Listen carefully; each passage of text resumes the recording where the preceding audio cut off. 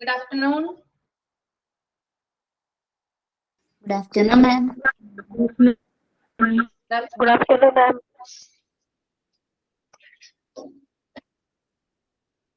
എല്ലാവർക്കും good afternoon.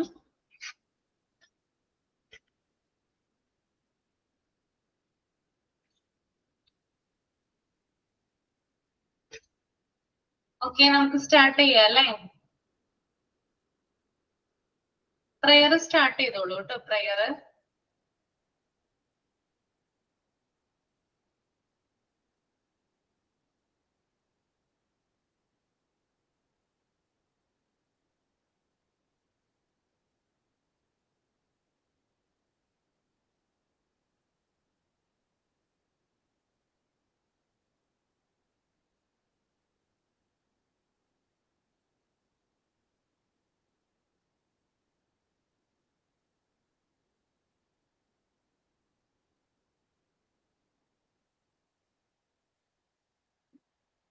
ഞാൻ പാടാവേ.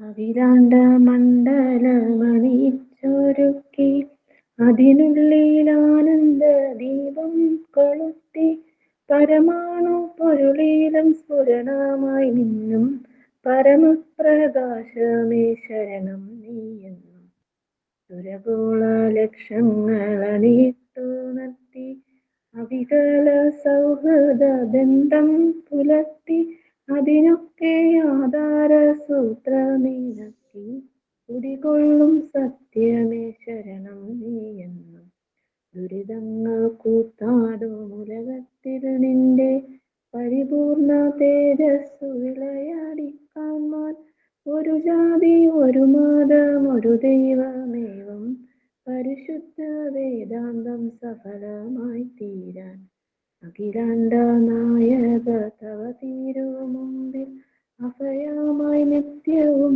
പണിയുന്നു ഞങ്ങൾ സമരാതി തൃഷ്ണകളാകവെ നീക്കി സമതയും ശാന്തിയും ക്ഷേമവും തന്നു ജനതയും കൈകോർത്തിണങ്ങി ജനിത സൗഭാഗ്യത്തിൻ ഗീതം മുഴങ്ങി നരലോകമെത്തേരും ആനന്ദം തേടി വിജയിക്ക നിൻ തിരുനാമങ്ങൾ പാടി വിജയിക്ക നിൻ തിരുനാമങ്ങൾ പാടി. Good afternoon, Miss. Good afternoon, all.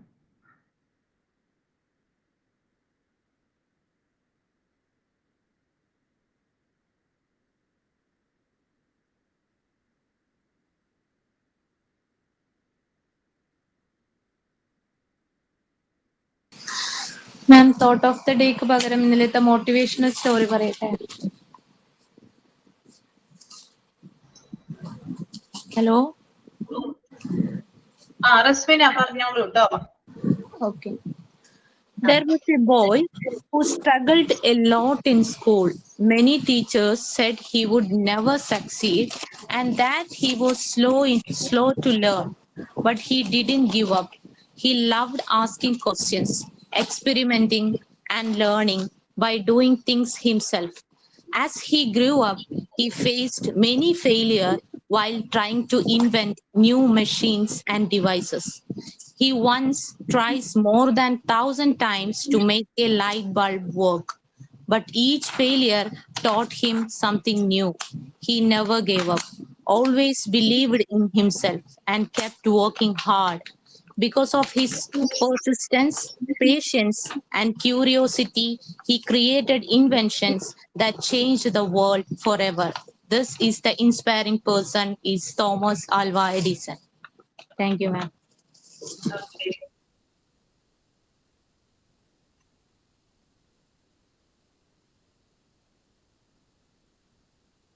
Ma'am sign in ഞാനാണ്. സൈനിൻ പറഞ്ഞോളൂ കേട്ടോ രേവതി. നമ്മുടെ സോങ് ആണ്. കൺമണി അൻപോട് കാതലൻ കവിതമേ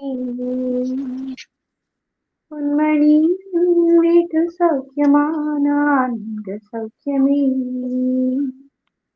ഒന്നെ എണ്ണി പാക്കയിൽ കവിത മുത്തത് അത് എഴുത നിനക്കയിൽ വാക്കി കുത്തത് ஓ கண்மணி அன்போடு காதலன் நான் எழுதும் கடிதமே உண்டான காயமாறும் தன்னாலே மாறி போகும் மாயமின்றி பொன்மானே பொன்மானே இந்த காயமான போதும் என் மேனி தாங்கிக் கொள்ளும் உந்தனே தங்காது செங்கோடியே எனது மனதுக்குள் இவன் எல்லாம் அழுக அழுக அழுக வந்தது மனதுக்குள் இது புனித காதல் அல்ல அதையும் தாண்டி புனிதமானது சிவகாமி சிவனில் நனையும் பாதையே உனக்கு அது புரியுமா? Thank you. Good afternoon ma'am. Good afternoon friends. Very good. നന്നായിട്ട് പാട്ട് പാടുന്നുണ്ടല്ലോ. താങ്ക് യു രേവതി, മാം. പാട്ട് പഠിച്ചിട്ടുണ്ടോ? ഇല്ല, പാട്ട് ചെറിയ ഏജില് ഒരു 1-2 ഇയർ ഒക്കെ പോയിട്ടുള്ളൂ. കൂടുതലൊന്നും പോകാൻ പറ്റില്ല. ഓക്കെ ഓക്കെ, നന്നായിരുന്നു കേട്ടോ. ഓക്കെ, അപ്പൊ ഞാൻ ഇന്നലെ നിങ്ങളോട് എക്സാമ്പിൾ എഴുതാനായിട്ട് പറഞ്ഞിട്ടുണ്ടായിരുന്നു. എല്ലാവരും ചെയ്തിട്ടുണ്ടോ? 3 എണ്ണത്തിന്റെ എക്സാമ്പിൾ എഴുതിയിട്ടുണ്ടോ? Okay. ഒന്ന് റീഡ് ചെയ്യാമോ? ശരി മാം. ആ. A person who feels insecure or inadequate in their കേൾക്കുന്ന മാം romantic relationships becomes a workaholic, deducting exclusive time and energy to their career to achieve professional success and validation. താങ്കളുടെ പ്രണയബന്ധങ്ങളിൽ അക്ഷരാർത്ഥം അല്ലെങ്കിൽ താല്പര്യത തോന്നുന്ന ഒരു വ്യക്തി തൊഴിൽപരമായി വിജയവും അംഗീകാരവും നേടാനായി തൻ്റെ കരിയറിനായി അമിതമായി സമയവും ഊർജവും നീക്കിവെച്ച് ഒരു വർക്കഹോളിക്കായി മാറുന്നു. സോറി, ഇന്ററപ്റ്റ് ചെയ്യുന്നതിന് സോറി. ഇതിന്റെ ഹെഡിങ് ഒന്ന് പറയാമോ ആരെങ്കിലും? റാഷണൽ കോമ്പൻസേഷന്റെ main heading compensation. Okay, thank you. അടുത്ത റാഷണലൈസേഷന്റെ ആണ്. Although he was a newly appointed, he made a significant error in the project.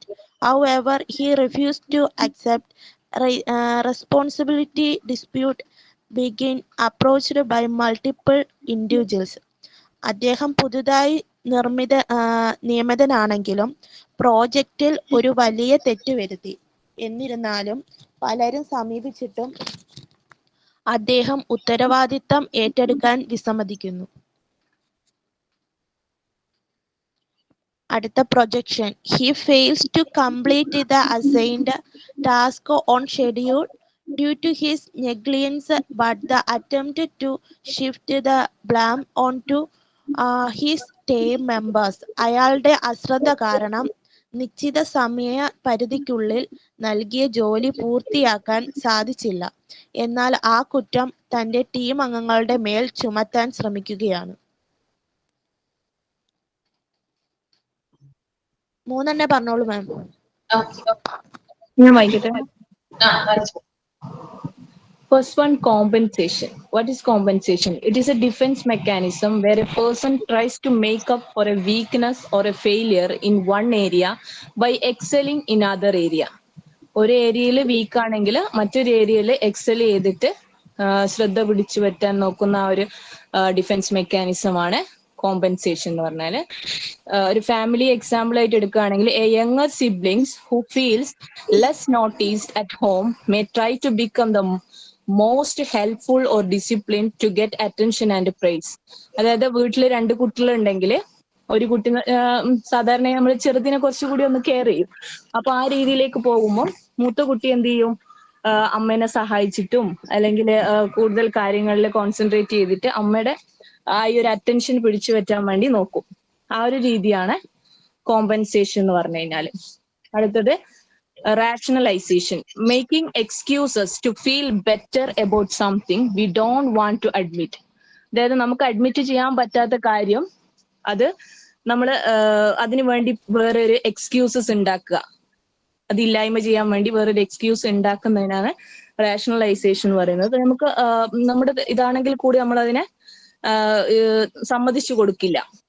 ഒരു ഷോപ്പിംഗ് എക്സാമ്പിൾ ആയിട്ട് പറയുകയാണെങ്കിൽ, someone buys an expensive dress they don't need and says it was on sale so I saved money. They are just justifying the ആ ഒരു കാര്യത്തിന്, ആ spending മണീനെ അവര് just അതിനെ justify ചെയ്യാൻ വേണ്ടി പറയുന്ന ഒരു കാരണം മാത്രമാണ്. സത്യത്തിൽ അത് സെയിലൊന്നും ആയിരുന്നില്ല, ആ ഡ്രസ്സ് അവർക്ക് ആ സമയത്ത് നീഡും ആയിരുന്നില്ല, പക്ഷെ അത് അവർ വാങ്ങി. അതിന് ജസ്റ്റിഫൈ ചെയ്യാൻ വേണ്ടി മാത്രം പറയുന്ന ഒരു സംഭവമാണ് it was on sale so I saved money. Okay, അടുത്തത് projection. Putting your own feelings or faults on to others. നമ്മുടെ ഫീലിങ്സും നമ്മുടെ ഫോൾട്ടും മറ്റുള്ളവരിലേക്ക് അടിച്ചേൽപ്പിക്കുന്ന രീതിയിൽ പറയുന്ന, എന്നിട്ട് നമ്മൾ അതിനെ ഡിഫെൻഡ് ചെയ്യുന്നതിനാണ് പ്രൊജക്ഷൻ എന്ന് പറയാം. ഒരു ഫാമിലി എക്സാമ്പിൾ ആയിട്ട് എടുക്കുകയാണെങ്കിൽ, ഒരു child breaks a vase and says it was my brother who broke it. Sometimes ആ ചെറിയ കുട്ടിയായിരിക്കാം അടുത്തുണ്ടായിരുന്നത്, അവന് പറയാൻ പറ്റാത്ത സിറ്റുവേഷൻ ആണെങ്കിൽ അത് നമ്മൾ മുതലെടുക്കും. അല്ല, പറയാൻ പറ്റുന്നതാണെങ്കിൽ ചിലപ്പോൾ ഏതെങ്കിലും രീതിയിൽ അതുമായിട്ട് അടുത്തൊരു ബന്ധേ ആ കുട്ടിക്ക് ഉണ്ടാവുള്ളൂ. ചെയ്തത് മൊത്തം രണ്ടാമത്തെ കുട്ടിയായിരിക്കും, പക്ഷെ ആ കാരണം ആ കുട്ടിയിലേക്ക് പറഞ്ഞിട്ട് ഒഴിവാകുന്ന ആ ഒരു മെക്കാനിസത്തിനാണ് പ്രൊജക്ഷൻ എന്ന് പറയാം. Okay ma'am. ഇനി ആരാണ് എഴുതിയിട്ടുള്ളത്? ഞാൻ എഴുതിയിട്ടുണ്ട് മാം. ഓക്കെ, സുറുമി വായിച്ചോളൂ കേട്ടോ. Compensation. Daughter's teacher paralyzed 2 legs because of polio since her 5 months. She didn't get good childhood care because her parents are teachers. They are busy in their job. So she decided to achieve anything. Then she joined into a boarding school and studied well with suffering so many problems. Now she is a government teacher. All students like her very much and parents too. Teacher ഒരിക്കൽ ടീച്ചറുടെ ക്ലാസ്സിൽ അനുഭവം പറഞ്ഞത് എന്റെ മോളൊന്ന് പറഞ്ഞതാണ്. ടീച്ചർക്ക് 5 മാസത്തിൽ മുതൽ പോളിയോ വന്നിട്ട് 2 കാലിലും പാരലൈസ്ഡ് ആയിപ്പോയി. എന്നിട്ട് ഒരു ബോർഡിംഗ് സ്കൂളിലാണ്, കന്യാസ്ത്രീകളുടെ ബോർഡിംഗ് സ്കൂളാണ് പഠിച്ചത്. ഒരുപാട് ബുദ്ധിമുട്ടുകളൊക്കെ അനുഭവിച്ചിട്ടാണ് അത് പഠിച്ചത്. അപ്പൊ ടീച്ചറിന്റെ ഫാദർ പറഞ്ഞു, നീ പഠിക്കണം, കാരണം പഠിച്ചാൽ എനിക്ക് എന്തെങ്കിലും ആവാൻ പറ്റുള്ളൂ. ഈ അവസ്ഥയിൽ ഇരുന്നിട്ട് എനിക്ക് ജീവിതത്തിൽ ഒന്നും ആവാൻ പറ്റില്ല. 2 കാലും ഇല്ല, ഒരു വീൽ ചെയറിലാണ് ഇരുന്ന ആള് പോകുന്നത്. എന്നിട്ട് അങ്ങനെ ടീച്ചർ കഷ്ടപ്പെട്ട് പഠിച്ചു, ഒരുപാട് ബുദ്ധിമുട്ടി പഠിച്ചാന്ന് പറയാം. കാരണം അവരൊട്ടും സൗകര്യങ്ങളില്ലാതെ ഭയങ്കര സ്ട്രിക്റ്റ് ആയിരുന്നു കന്യാസ്ത്രീകളുടെ ബോർഡിംഗ് സ്കൂള്. അത്രയും കഷ്ടപ്പെട്ട് അവിടെ പഠിച്ചപ്പോ ഓരോ വർഷം വെക്കേഷന് വരുമ്പോ ഇനി പോവണ്ട, തിരിച്ചു പോകണമെന്ന് പറഞ്ഞത്. പക്ഷെ വീട്ടിൽ നിന്നിപ്പോ ഫാദർ ഇങ്ങനെ മോട്ടിവേറ്റ് ചെയ്യുമ്പോൾ വീണ്ടും പഠിക്കാൻ വീണ്ടും പോയി കഷ്ടപ്പെട്ട് പഠിച്ച് നല്ലൊരു ടീച്ചറായിട്ട് ഇപ്പൊ മാറി. ജിൻസി ടീച്ചർ എന്ന ടീച്ചറിന്റെ പേര്. പിന്നെ next rationalisation. There is a problem or public issue happened in our society. Our government or authorities doesn't take responsibilities. They punish others for that issue. Example, dog bites, poverty, road dredge, roadle kurigalu, then etc. Then they didn't get adequate food for supply in public stores. Ration കടകളിലൊക്കെ adequate food കിട്ടിയില്ലെങ്കിൽ ഒരു മന്ത്രി അടുത്ത ആളെ പഴിചാരും ഇങ്ങനെ പോവുള്ളൂ. Then don't have efficient infrastructural facilities or medicine in government hospitals, etc.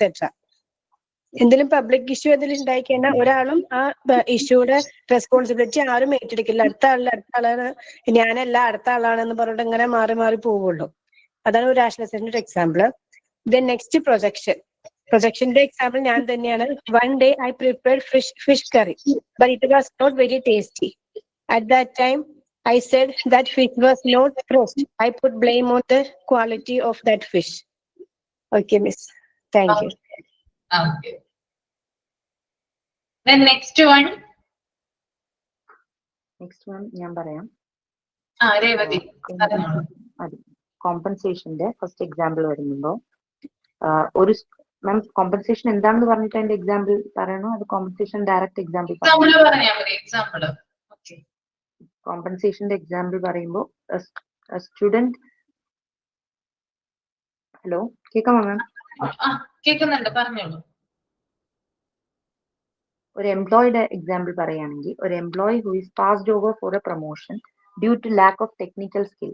ഇപ്പൊ അവര് ഒരു ടെക്നിക്കൽ സ്കിൽ ഇല്ലാത്തത് കാരണം അവർക്ക് പാസ് ചെയ്യാൻ പറ്റിയില്ല ഒരു ഇതെങ്കിൽ ഒരു എംപ്ലോയിന്.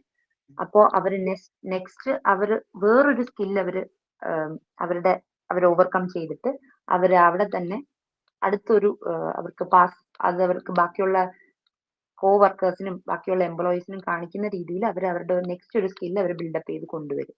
ഇപ്പൊ അവർക്ക് ഒരു സ്കില്ലിൽ അവർക്ക് എക്സൽ ചെയ്യാൻ പറ്റിയില്ലെങ്കിൽ. ഇത് കോമ്പൻസേഷനിൽ വരുന്നതാണ് ഒരു എക്സാമ്പിൾ.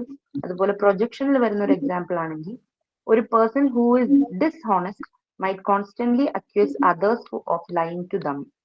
ഒരു പേഴ്സൺ അഥവാ ഡിസ്ഹോണസ്റ്റ് ആണെങ്കിൽ അതേഴ്സിനെ ഞാനല്ല അങ്ങനെ ചെയ്ത് അവരാണ് എന്നുള്ള രീതിയിൽ ഡിസ്ഹോണസ്റ്റ് ചെയ്യുന്നതാണ് പ്രൊജക്ഷൻ. നെക്സ്റ്റ് വരുമ്പോൾ റാഷണലൈസേഷനിൽ വരുമ്പോൾ an employee who is rejected for a job. ഇപ്പോ ഒരു ജോബിന് വേണ്ടി നമ്മളെ റിജക്ട് ചെയ്തു റാഷണലൈസേഷനിൽ, പക്ഷെ നമ്മൾ വെളിയിൽ പറയുമ്പോൾ എനിക്ക് ആ ജോബ് ഇൻട്രസ്റ്റഡ് അല്ലായിരുന്നു, അതുകൊണ്ടാണ് ഞാൻ തന്നെയാണ് അത് വേണ്ടാന്ന് പറയുന്നത് എന്ന് പറയുന്നത് rationalization. Thank you. Okay. Then next one.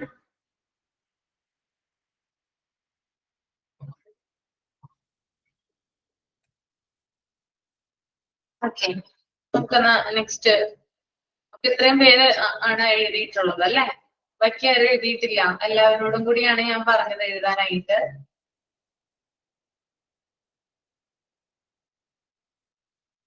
ഇന്നലെ ഞാൻ ക്ലാസ്സിലുണ്ടായിരുന്നില്ല, സൂര്യ.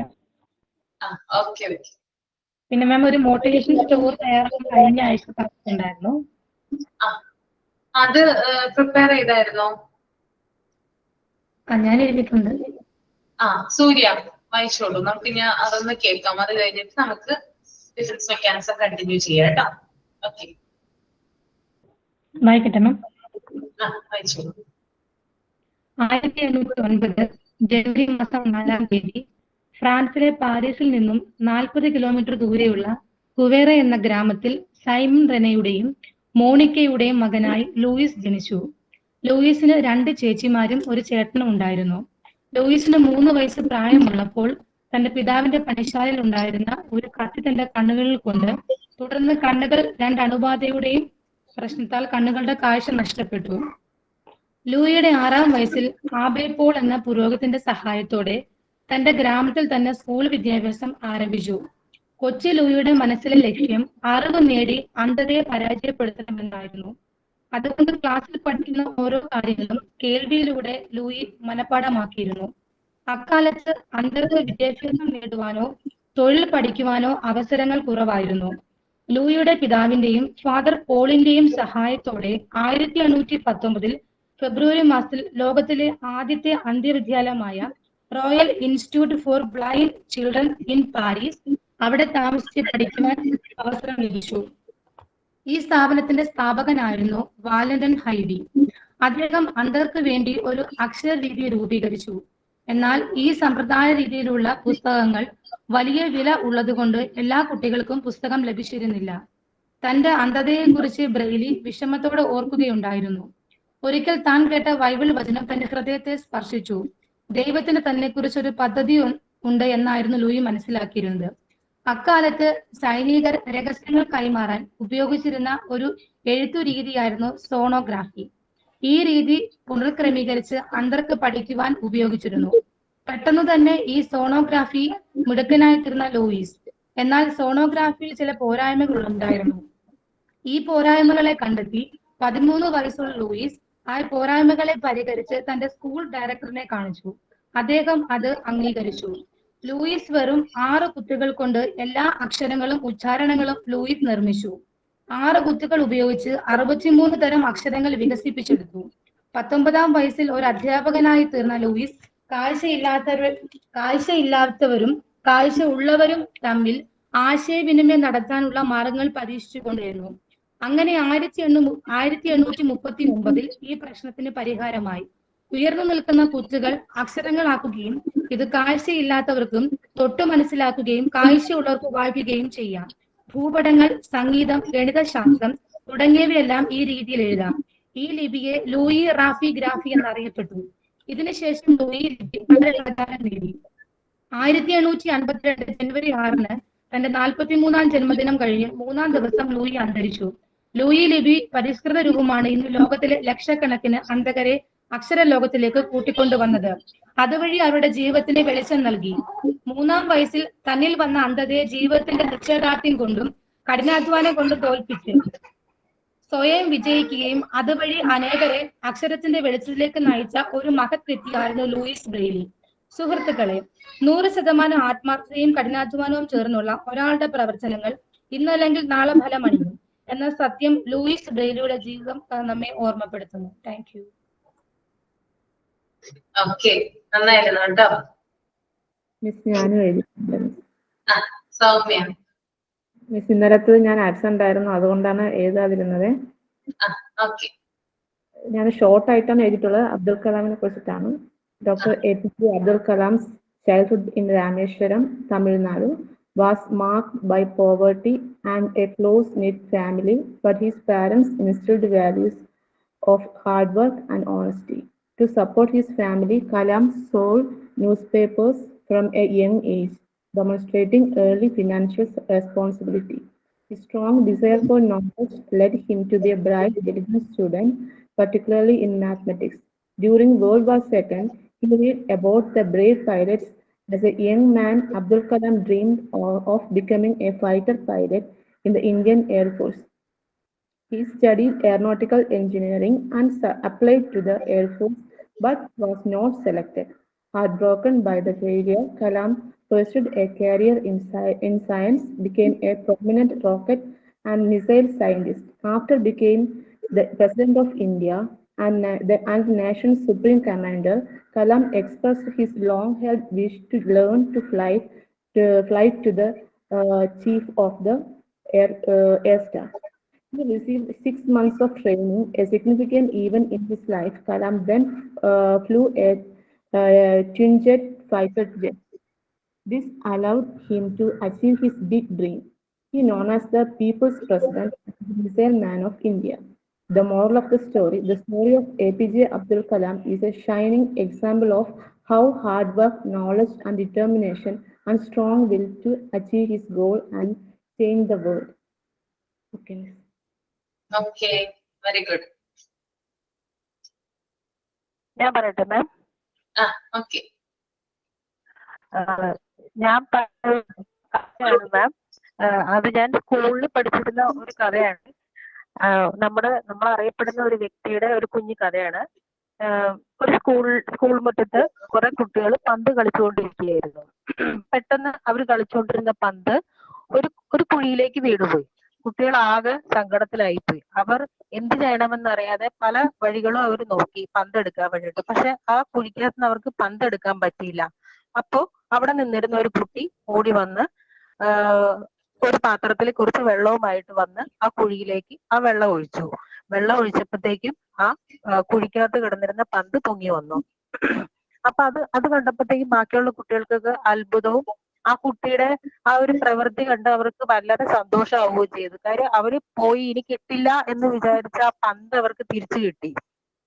അപ്പൊ ആ കുട്ടിയുടെ ആ ഒരു ബുദ്ധിപരമായ നീക്കത്തെയും ആ പ്രവൃത്തിയും കണ്ട് അവിടെ നിന്നിരുന്ന സ്കൂൾ ടീച്ചേഴ്സ് വരെ ആ കുട്ടീനെ അഭിനന്ദിക്കുകയും വാനോളം കൊടുത്തുകയും ചെയ്തു. കാര്യം ആ പന്ത് പോയെന്ന് വിചാരിച്ചാണ്. പക്ഷെ ആ പന്ത് ആ കുട്ടി വീണ്ടും എടുത്തു കൊടുത്തു.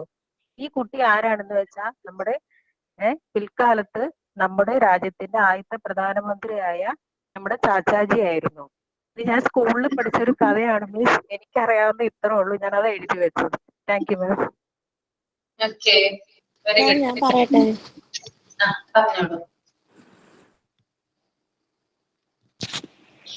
കിരണിന്റെ ഒരു വലിയ സ്വപ്നവും ദയുള്ള ശാസ്ത്രജ്ഞനും. കിരൺ എന്നൊരു കൊച്ചു കുട്ടിയുണ്ടായിരുന്നു. അവന്റെ കണ്ണുകൾക്ക് വലിയ തിളക്കമായിരുന്നു. നിറയെ സ്വപ്നങ്ങളും ഉണ്ടായിരുന്നു. ആകാശത്തിലൂടെ ഉയർന്നു പറക്കുന്ന പക്ഷികളെ കാണാൻ അവന് വളരെ ഇഷ്ടമായിരുന്നു. അവൻ പറയും, എനിക്കും അവരെ പോലെ പറക്കാൻ കഴിഞ്ഞിരുന്നുവെങ്കിൽ. ഒരു ദിവസം നല്ല വെയിലുള്ള ഒരവസരത്തിൽ കിരൺ തന്റെ കളിപ്പാട്ട റോക്കറ്റുമായി അവന്റെ ചെറിയ ഗ്രാമത്തിൽ കളിക്കുകയായിരുന്നു. അത് ചന്ദ്രനിലേക്ക് പോകുകയാണെന്ന് അവൻ അഭിനയിച്ചു. പെട്ടെന്ന് ഒരു വലിയ മരത്തിന്റെ ചുവട്ടിൽ ശാന്തമായി ഇരുന്ന് ഒരു പുസ്തകം വായിക്കുന്ന ഒരു വൃദ്ധനെ അവൻ കണ്ടു. ആ വൃദ്ധന് മേഘം പോലെ വെളുത്ത മൃദുവായ മുടിയും ദയുള്ള കണ്ണുകളുമായിരുന്നു. കിരണിന്റെ കളിപ്പാട്ട റോക്കറ്റ് മരത്തിൽ കുടുങ്ങി. അയ്യോ, അവൻ അത് എടുക്കാൻ ശ്രമിച്ചു. പക്ഷെ അത് വളരെ ഉയരത്തിലായിരുന്നു. അവന് അല്പം വിഷമം തോന്നി. ദയുള്ള ആ വൃദ്ധൻ കിരണിനെ ശ്രദ്ധിച്ചു. എന്താണ് വിഷമം കൂട്ടുകാരാ? അദ്ദേഹം സൗമ്യമായി ചോദിച്ചു. എന്റെ റോക്കറ്റ് കുടുങ്ങി, മുകളിലേക്ക് ചൂണ്ടി കിരൺ പറഞ്ഞു. എനിക്ക് അതിനെ ചന്ദ്രനിലേക്ക് പറത്തണം, പക്ഷെ അത് കുടുങ്ങി. വൃദ്ധൻ ചിരിച്ചു. റോക്കറ്റുകൾ, അവ ഉയരത്തിൽ പറക്കാൻ ഒരുപാട് സ്വപ്നങ്ങളും കഠിനാധ്വാനവും ആവശ്യമുണ്ട്. വിഷമിക്കേണ്ട, നമുക്ക് താഴെ ഇറക്കാം. വൃദ്ധൻ പതുക്കെ എഴുന്നേറ്റ് അദ്ദേഹം ഒരു നീണ്ട വടി കണ്ടെത്തി ശ്രദ്ധയോടെ മെല്ലെ റോക്കറ്റിൽ തട്ടി. അത് കിരണിന്റെ കൈകളിലേക്ക് തന്നെ വീണു. നന്ദി, നന്ദി, കിരൺ സന്തോഷത്തോടെ പറഞ്ഞു. നിങ്ങൾ ഒരു റോക്കറ്റ് ശാസ്ത്രജ്ഞനാണോ? വൃദ്ധൻ മെല്ലെ ചിരിച്ചു. നിന്നെപ്പോലെ ഞാനും ഒരുപാട് സ്വപ്നം കണ്ടിട്ടുണ്ട്. റോക്കറ്റുകളെക്കുറിച്ചും പറക്കുന്നതിനെക്കുറിച്ചും കഠിനാധ്വാനം ചെയ്തപ്പോൾ കളിപ്പാട്ടങ്ങളില്ലാതെ ശരിക്കുള്ള റോക്കറ്റുകൾ വളരെ ഉയർത്തി പറക്കാൻ ഞാൻ പഠിച്ചു. എൻ്റെ പേര് കലാം എന്നാണ്. കിരണിന്റെ കണ്ണുകൾ കൂടുതൽ വിടർന്നു. അത്ഭുതം, നിങ്ങൾ എങ്ങനെയാണ് ഇത് ചെയ്തത്? ഡോക്ടർ കലാം കിരണിന്റെ തലയിൽ തലോടി. ഞാൻ കഠിനമായി പഠിച്ചു. ചോദ്യങ്ങൾ ചോദിക്കുന്നത് ഒരിക്കലും നിർത്തിയില്ല. എപ്പോഴും വലിയ സ്വപ്നം കണ്ടു. ഓർക്കുക, റോക്കറ്റുകൾ ഉണ്ടാക്കുന്നതിനെക്കുറിച്ച് മാത്രമല്ല നമ്മൾ നിന്റെ റോക്കറ്റിനെ സഹായിച്ചതുപോലെ മറ്റുള്ളവരോട് ദയവും സഹായവും കാണിക്കുകയും വേണം. കിരൺ തന്റെ കളിപ്പാട്ട റോക്കറ്റിനെ മുറുകെ കെട്ടിപ്പിടിച്ചു. എനിക്കും നിങ്ങളെ പോലെയാകണം ഡോക്ടർ കലാം. എനിക്ക് വലിയ സ്വപ്നം കാണണം, കഠിനാധ്വാനം ചെയ്യണം, മറ്റുള്ളവരെ സഹായിക്കണം. അന്നു മുതൽ കിരൺ എപ്പോഴും ആ ദയുള്ള ശാസ്ത്രജ്ഞനെ ഓർത്തു. അവൻ റോക്കറ്റുകളുടെ ചിത്രങ്ങൾ വരച്ചു. തന്റെ അക്ഷരങ്ങൾ കൂടുതൽ ശ്രദ്ധയോടെ പഠിച്ചു. എപ്പോഴും തന്റെ കൂട്ടുകാരെ സഹായിക്കാൻ ശ്രമിച്ചു. വലിയ മനസ്സും വലിയ സ്വപ്നവും കഠിനാധ്വാനം ഉണ്ടെങ്കിൽ ആ ദയുള്ള ശാസ്ത്രജ്ഞനായ ഡോക്ടർ കലാമിനെ പോലെ അവനും എന്ത് സാധിക്കുമെന്ന് അവൻ അറിഞ്ഞിരുന്നു. ഡോക്ടർ കലാം കിരണിനെ പഠിപ്പിച്ചതുപോലെ എപ്പോഴും വലിയ സ്വപ്നം കാണുക, കഠിനാധ്വാനം ചെയ്യുക, എല്ലാവരോടും ദയയോടെ പെരുമാറുക. വെരി ഗുഡ്, നന്നായിരുന്നു കേട്ടോ. ശരി മാം. ഇത് ഞാൻ പറയാം. ഇന്നലെ ആബ്സെന്റ് ആയിരുന്നു, ഇന്ന് ക്ലാസ്സിൽ കയറിയ. ഒരു പുരാണ കഥയാണ്. സീതയെ അന്വേഷിച്ച് ലങ്കയിലേക്ക് പോകാൻ തയ്യാറായി നിൽക്കുകയായിരുന്നു ഹനുമാൻ. എന്നാൽ ഹനുമാന്റെ ശക്തിയിൽ ചില ദേവന്മാർക്കും ഗന്ധർവന്മാർക്കും സംശയമുണ്ടായിരുന്നു. അവർ ഹനുമാനെ പരീക്ഷിക്കാൻ നാഗങ്ങളുടെ മാതാവായ സുരസയെ ഏൽപ്പിച്ചു. നാഗമാതാവേ, ഹനുമാൻ ലങ്കയിലേക്ക് ചാടുമ്പോൾ നീ രാക്ഷസ രൂപത്തിൽ വന്ന് വഴി തടയണം, അവർ സുരസയോട് പറഞ്ഞു. അതനുസരിച്ച് സുരസ ലങ്കയിലേക്ക് ചാടി ഹനുമാന്റെ മുന്നിൽ പ്രത്യക്ഷപ്പെട്ടു. എന്നിട്ട് വായ തുറന്ന് ഹനുമാനെ വിഴുങ്ങാനായി ചെന്നു. ഉടനെ ഹനുമാൻ മന്ത്രശക്തി കൊണ്ട് 10 മടങ്ങ് വലുതായി. സുരസയപ്പോൾ 20 മടങ്ങ് വലുതായി. ഹനുമാൻ അപ്പോൾ 30 മടങ്ങ് വളർന്നു. പെട്ടെന്ന് സുരസ 100 മടങ്ങായി വളർന്ന് ഹനുമാനെ ഭയപ്പെടുത്തി. ഉടനെ ഹനുമാൻ ഒരു സൂത്രം ചെയ്തു. ദേഹം ഒരു കടുകുമണിയോളം ചെറുതാക്കി സുരസയുടെ വായിലൂടെ കയറി പുറത്തു വന്നു. ഇത് കണ്ട സുരസയ്ക്ക് ഹനുമാൻ നിസ്സാരക്കാരനല്ലെന്ന് മനസ്സിലായി. സുരസ ഹനുമാനെ അനുഗ്രഹിക്കുകയും വഴിയിൽ നിന്ന് മാറി നിൽക്കുകയും ചെയ്തു. ഇതിൽ നമുക്ക് മനസ്സിലാക്കാം, ഏതൊരു പ്രതിസന്ധിയെയും തരണം ചെയ്യുവാനുള്ള ഉറച്ച മനസ്സുണ്ടെങ്കിൽ നമുക്ക് ഏത് പ്രശ്നത്തിൽ നിന്നും പുറത്തു പോകാൻ സാധിക്കും. Thank you ma'am. മിസ്, ഞാൻ വായിച്ചു. കാലത്ത് അവസാനമായപ്പോഴത്തേക്കും ക്ലാസ്സിൽ നിന്ന് പോയി, അതുകൊണ്ട് കേട്ടില്ല എഴുതാൻ. ആൻ ഫ്രാങ്കിന്റെ കഥ. 2ാം ലോക യുദ്ധത്തിന്റെ അവസാന കാലമാണ്. നാസി പട്ടാളം ജർമ്മനിയിലെ ജൂതന്മാരെ വേട്ടയാടുന്നു. തങ്ങൾ പിടിക്കപ്പെടുമോ എന്ന ഭയം കാരണം ജൂതന്മാർ കൂട്ടത്തോടെ പലായനം ചെയ്തുകൊണ്ടിരിക്കുകയാണ്. ഈ സമയത്താണ് ആൻ ഫ്രാങ്ക് ജനിക്കുന്നത്. 1929 ജൂൺ 12-ന്. നാസികളെ ഭയന്ന് ഫ്രാങ്ക് കുടുംബം ഹോളണ്ടിലേക്ക് കുടിയേറി. എന്നാൽ അധികം വൈകാതെ നാസി പട്ടാളം ഹോളണ്ട് കീഴടക്കി. ഫ്രാങ്ക് കുടുംബം അറസ്റ്റ് ചെയ്യപ്പെട്ടു. താമസിയാതെ അവർ കോൺസെൻട്രേഷൻ ക്യാമ്പിലേക്ക് അയക്കപ്പെട്ടു. വളരെ ചെറുപ്പം മുതൽ ഡയറി എഴുതുന്നത് ശീലമാക്കിയിരുന്ന ആൻ ഫ്രാങ്ക് ഈ കാലം അത്രയും തങ്ങൾ കടന്നുപോകുന്ന ജീവിതത്തെ മുഴുവൻ നോട്ട് പുസ്തകങ്ങളിൽ എഴുതി നിറച്ചിരുന്നു. യുദ്ധത്തെപ്പറ്റിയും സ്വന്തം ജീവിതത്തെപ്പറ്റിയും ഒരു കൗമാരക്കാരിയായിരുന്ന പെൺകുട്ടിക്ക് ഉണ്ടായിരുന്ന ഉൾക്കാഴ്ച ആരെയും അമ്പരപ്പിക്കുന്നതായിരുന്നു. ചുറ്റുമുള്ളതെല്ലാം ആനിന് തന്റെ ഡയറിയിലേക്കുള്ള വിഷയങ്ങളായിരുന്നു. യൂറോപ്പിൽ യുദ്ധം വിതച്ച യാതനകൾക്ക് ഒരു പരിഹാരം എന്ന പോലെയായിരുന്നു ആനിന്റെ എഴുത്തുകളെ പിൽക്കാലത്ത് ലോകം സ്വീകരിച്ചത്. ഈ സന്തോഷങ്ങൾക്കൊന്നും കാത്തു നിൽക്കാതെ തടവറയിൽ ടൈഫസ് ബാധിച്ച ആൻ ഫ്രാങ്ക് യാത്ര പറഞ്ഞു പോയെങ്കിലും ലോകം പിന്നീട് ഈ ചെറിയ പെൺകുട്ടിയുടെ വാക്കുകളെ ഏറ്റെടുത്തു. ലോകത്തെ അനേകം ഭാഷകളിലേക്ക് ആൻ ഫ്രാങ്കിന്റെ ഡയറി കുറിപ്പുകൾ വിവർത്തനം ചെയ്യപ്പെട്ടു. യുദ്ധത്തിന്റെ ഭീകരതയും കെടുതികളും അവളുടെ വാക്കുകൾക്ക് മുന്നിൽ അടിയറവ് പറഞ്ഞു. ഹിറ്റ്ലറെ തോൽപ്പിച്ച പെൺകുട്ടിയെന്ന് ആൻ അറിയപ്പെട്ടു.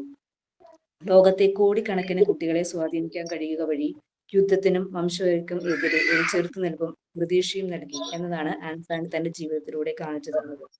ഒടുവിൽ കഴിഞ്ഞിരുന്ന കാലത്തെ കടുത്ത ഏകാന്തതയാണ് ആനിനെ ഡയറി എഴുതാൻ പ്രേരിപ്പിച്ചത്.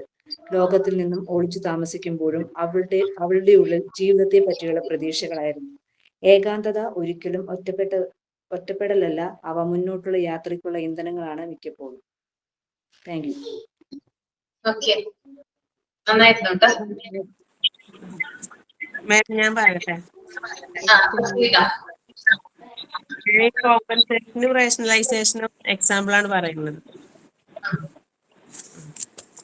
കോമ്പൻസേഷന്റെ എക്സാമ്പിൾ ആണ് someone who feels overlooked in their personal relationship might pour all their energy into their work, seeking recognition and success there. വ്യക്തിപരമായ ബന്ധങ്ങളിൽ ശ്രദ്ധിക്കപ്പെടാത്ത പോകുന്നു എന്ന് തോന്നുന്ന ഒരാൾ തന്റെ ജോലിയിൽ മുഴുവൻ ശ്രദ്ധയും കേന്ദ്രീകരിക്കുകയും അവിടെ അംഗീകാരവും വിജയവും നേടാൻ ശ്രമിക്കുകയും ചെയ്യുന്നു. ഇതാണ് കോമ്പൻസേഷനുള്ള എക്സാമ്പിൾ. അടുത്തത് റേഷണലൈസേഷൻ എക്സാമ്പിൾ ആണ്. You skip going to the gym, you might say, I will work twice as hard tomorrow to make up for it. ഇന്ന് ഞാൻ ജിമ്മിൽ പോയിട്ടില്ലെങ്കിൽ നാളെ ഞാൻ പോയാല് ഞാൻ ഇരട്ടി വർക്കൗട്ട് ചെയ്തിട്ട് ഞാൻ അധ്വാനിക്കും എന്ന് പറഞ്ഞിട്ട് അവന്റെ സ്വന്തം ശരീരത്തിനെ തന്നെ തൃപ്തിപ്പെടുത്തുക. അടുത്തത് പ്രൊജക്ഷനുള്ള ഒരു എക്സാമ്പിൾ ആണ്. A person who is dishonest constantly suspects others of being dishonest, projecting their own traits onto others. ഒരാൾ സത്യസന്ധനല്ലെങ്കിലും മറ്റുള്ളവരും സത്യസന്ധനല്ല എന്ന് നിരന്തരം സംശയിക്കുക. ഇതാണ് പ്രൊജക്ഷനുള്ള എക്സാമ്പിൾ.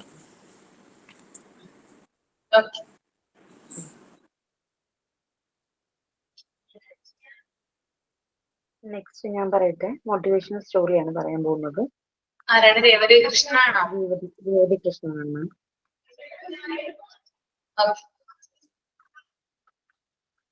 ഞാൻ പറയാൻ പോകുന്ന ഒരു ബോയുടെ കഥയാണ്. അതായത് ആ ബോയ് വന്നിട്ട് എപ്പോഴും കംപ്ലൈന്റ് ചെയ്യുമായിരുന്നു. അവന്റെ ലൈഫ് വന്നിട്ട് മിസറബിൾ ആണ്, ഇറ്റ്സ് ഡിഫിക്കൽട്ട് എന്ന് അവൻ എപ്പോഴും പറഞ്ഞിട്ടിരിക്കും. അപ്പം ഒരു ഏജ് എന്ന ഒരു 60+ ആയ ഒരു അപ്പൂപ്പനെ ഒരിക്കൽ വഴിയിൽ അവൻ കണ്ടുമുട്ടി. ആ അപ്പൂപ്പൻ അവനോട് പറഞ്ഞു, നോക്കു മോനെ, നിനക്ക് ഞാനൊരു എക്സാമ്പിൾ തരാം. നീ ഒരു 3 പോട്ട് എടുക്കുക.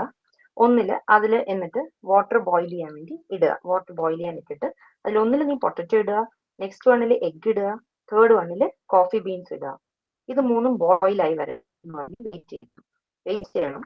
അപ്പോൾ അവൻ വെയിറ്റ് ചെയ്തപ്പോൾ 3ഉം ബോയിലായി വന്നു. അപ്പോൾ അവൻ പറഞ്ഞു, നീ 3 പോട്ട്സിൽ എന്തെങ്കിലും കാണുന്നുണ്ടോ എന്ന് ചോദിച്ചു. പൊട്ടറ്റോ കാണാം, മറ്റേതിൽ എഗ് കാണാം, മറ്റേതിൽ തേർഡ് വണ്ണിൽ കോഫി ബീൻസ് കാണാം. ഇത് കാണുന്ന മാത്രമല്ല, ഇത് കുക്കായി വരുമ്പോൾ നീ എന്താണ് കാണുന്നതെന്ന് ചോദിച്ചു. അപ്പോ ഈ ബോയ് ഈ ഏജ് എന്ന ഈ ഒരു ഗ്രാൻഡ് ഫാദറിന്റെ അടുത്ത് പറയാണ്, എനിക്കിത് കുക്കായി വന്നപ്പോൾ 3 ഡിഫറെന്റ് ആയിട്ടാണ്. അപ്പം അതിൽ നിന്ന് നിനക്ക് എന്ത് മനസ്സിലായി എന്ന് വെച്ചാൽ, പൊട്ടറ്റോ സോഫ്റ്റ് ആയി, എഗ് വന്നിട്ട് ഹാർഡർ ആയി, കോഫി ബീൻസ് വന്നിട്ട് ഫ്രാഗ്രൻസ് തന്നു. അപ്പോൾ ഒരിക്കലും ഒരാളുടെ ലൈഫും വേറൊരാളുടെ ലൈഫും ആയിട്ട് നമുക്ക് കമ്പയർ ചെയ്യാൻ പറ്റില്ല, അല്ലെങ്കിൽ ഡിഫറെന്റ് ആണ്. അതുകൊണ്ട് തന്നെ ആരുടെയും ലൈഫ് മിസറബിൾ ആണെന്നും പറയാൻ പറ്റില്ല, കംപ്ലീറ്റ് ആയിട്ട് ഹാപ്പി ആണെന്നും പറയാൻ പറ്റില്ല. ഓരോരുത്തരും വരുന്ന ഒരു രീതി വേറെ വേറെയാണ്. അതുപോലെ ഓരോ രീതി ഇപ്പൊ നീ കണ്ടില്ലേ, 3 തിങ്സ് 3 ഡിഫറെന്റ് രീതിയിലാണ് അത് കുക്കായത്. പക്ഷെ ഇതെല്ലാം കുക്കായത് ബോയിലിംഗ് വാട്ടറിൽ തന്നെയാണ്. അപ്പോ ഇതിന്റെ ഫ്രാഗ്രൻസ്, കോഫി വന്നിട്ട് നല്ല ഫ്രാഗ്രൻസ് തന്നു, അതുപോലെ തന്നെ എഗ് വന്നിട്ട് ഹാർഡർ ആയി, അതുപോലെ പൊട്ടറ്റോ സോഫ്റ്റർ ആയി. അതുപോലെ നിന്റെ ലൈഫിലും നിനക്കൊരു വാല്യൂ ഉണ്ട്. അത് നീ മനസ്സിലാക്കി നീ ജീവിക്കുക. അല്ലാണ്ട് എപ്പോഴും ലൈഫിനെ നോക്കിയിട്ട് ഡിഫിക്കൽട്ടി ആണ്, മിസറബിൾ ആണെന്ന് പറയരുത്. ഇതാണ് ma'am motivation course. Very good. Okay, ഇനി നമുക്ക് മോട്ടിവേഷണൽ സ്റ്റോറി ഉണ്ടെങ്കിൽ നെക്സ്റ്റ് ക്ലാസ്സിൽ അവതരിപ്പിക്കാം കേട്ടോ, പ്രസന്റ് ചെയ്യാം. ഇനി ലെസണിലോട്ട് കിടക്കാം. എല്ലാവരും ഓക്കെ അല്ലേ? Yes ma'am. Okay, next one എന്ന് പറയുന്നത് ഐഡന്റിഫിക്കേഷൻ ആണ്. ഓക്കെ ഓക്കെ നിങ്ങൾ it is an adjustment mechanism which makes one able to attain satisfaction from the success of other people, groups or organisations. Here worshipping is also a form of identification. എന്താ മനസ്സിലായേ? എന്തെങ്കിലും മനസ്സിലായോ?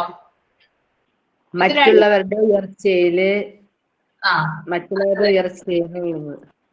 മറ്റുള്ളവരുടെ സക്സസില് സന്തോഷിക്കാന്നാണ് പറയുന്നത് കേട്ടോ. Okay അതായത് adjustment mechanism which makes one able to attain satisfaction from the success of other people.